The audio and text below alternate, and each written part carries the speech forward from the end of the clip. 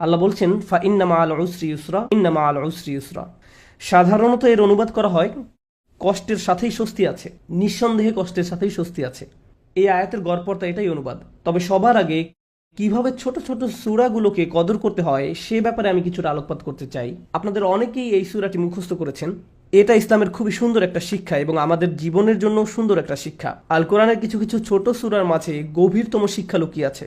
আল্লাহ সুবহানাহু ওয়া তাআলা তার অপরিসীম প্রজ্ঞা থেকে সূরাগুলোকে সংক্ষিপ্ত রেখেছেন যেন মানুষ সহজে এগুলো মুখস্থ করতে পারে এবং এগুলো থেকে জীবনের জন্য সবচেয়ে শক্তিশালী কিছু শিক্ষা সহজে মনে রাখতে পারে। আল্লাহ সুবহানাহু ওয়া তাআলা এমন একটি সময়ের কথা বর্ণনা করছেন যখন রাসূলুল্লাহ সাল্লাল্লাহু আলাইহি সাল্লাম তার জীবনের কঠিন একটি সময়কাল অতিবাহিত করছিলেন। প্রথম দিকে তিনি যখন দ্বীনের দাওয়াত প্রচার করছিলেন, বেশিরভাগ মানুষ এই দাওয়াত শোনার প্রতি আগ্রহী ছিল না। হুদায়বিয়ার সন্ধি পরবর্তী সময়কালের মতোও ছিল না, যখন দলে দলে মানুষ ইসলামের সুশীতল ছায়াতলে আশ্রয় নিচ্ছিল।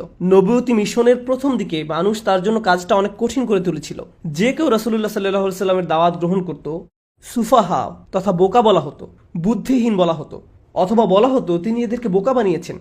কেউ ইসলাম গ্রহণ করলেই তাকে এই সমস্ত অভিযোগে অভিযুক্ত করা হতো। ঠিক সেই সময় আল্লাহ আযজা জাল্লা এই গভীর অর্থপূর্ণ সূরাটি নাজিল করেন এবং তাকে স্মরণ করিয়ে দেন আল্লাহ সর্বদা তার প্রতি অনুগ্রহ করে যাচ্ছেন। কোরআনের বিভিন্ন জায়গায় বিভিন্ন ধরনের অনুগ্রহের কথা উল্লেখ করা হয়েছে। যেমন অন্য একটি সূরায় আল্লাহ বলেন, আলাম ইয়াজিদিকা ইয়াতীমান ফাআওয়া, আল্লাহ কি আপনাকে ইয়াতীম হিসেবে পাননি, অতঃপর তিনি আপনাকে আশ্রয় দিয়েছেন।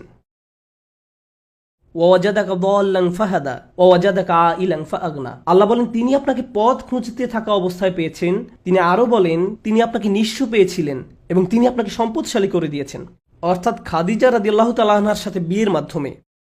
কিন্তু এই সূরায় আল্লাহ আযজা ওয়া জাল্লা ভিন্ন রকম একটি অনুগ্রহের কথা বর্ণনা করছেন, গভীর একটা অনুগ্রহ। আল্লাহ আযজা ওয়া জাল্লা বলেন, আলাম নাশরাহ লাকা সাদরাক, আমি কি আপনার জন্য আপনার বক্ষ সম্প্রসারিত করিনি। আরবি ভাষায় বক্ষ সম্প্রসারণ মানে প্রশান্তিতে থাকা, শান্ত থাকা।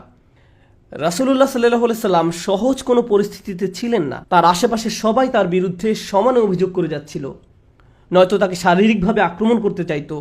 তার নিজের গোত্রের লোকেরাও তাকে পরিত্যাগ করেছিল। কোনো কিছুই তখন সহজ ছিল না। তবু আল্লাহ বলছেন এই সব প্রতিকূল পরিস্থিতিতেও আপনার প্রতি সবচেয়ে বড় অনুগ্রহ হলো আপনার বক্ষ সম্প্রসারিত করা হয়েছে, আপনি প্রশান্তিতে আছেন। তারপর আল্লাহ আযজা ওয়া জাল্লা বর্ণনা করেন কিসের শান্তি, ওয়া ওয়াদা'না আনকা উযরাক, তিনি বোঝা দূর করে দিয়েছেন।